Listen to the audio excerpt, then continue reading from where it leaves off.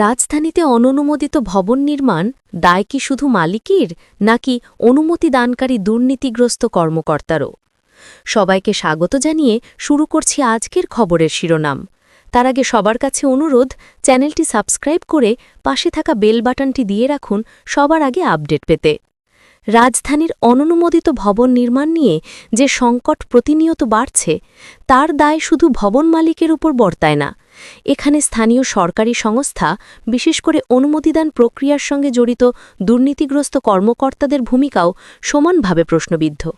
নগরায়নের চাপ বৃদ্ধির সাথে সাথে রাজধানীতে বহুতল ভবন নির্মাণ এখন সাধারণ চিত্র, কিন্তু এর বড় একটি অংশই গড়ে উঠছে যথাযথ নকশা, অনুমোদন ও কাঠামোগত নিরাপত্তাবিধি উপেক্ষা করে। ভবন মালিকেরা আর্থিক লাভ, জায়গার সর্বোচ্চ ব্যবহার আর দ্রুত নির্মাণের লক্ষ্যে নানা অনিয়মে জড়িয়ে পড়ছেন।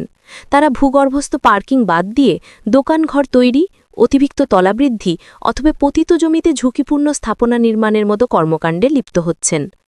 তবে বিশেষজ্ঞরা বলছেন, এই অনিয়মের শিকড় কেবল মালিকদের নয়, বরং অনুমতিদানকারী প্রতিষ্ঠানের কিছু কর্মকর্তাদের দীর্ঘদিনের দুর্নীতি ও অবহেলা এর জন্য উল্লেখযোগ্যভাবে দায়ী।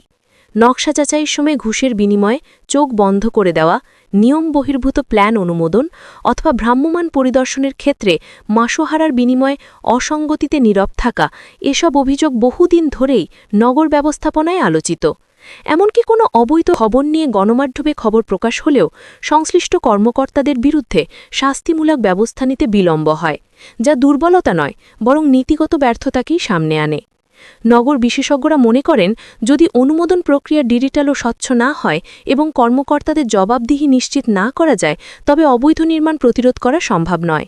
একই সঙ্গে ভবন মালিকদের কঠোর শাস্তি, নিয়মিত পরিদর্শন এবং নগর পরিকল্পনা অমান্যকারীদের বিরুদ্ধে আইনি ব্যবস্থা শক্তিশালী করা জরুরি।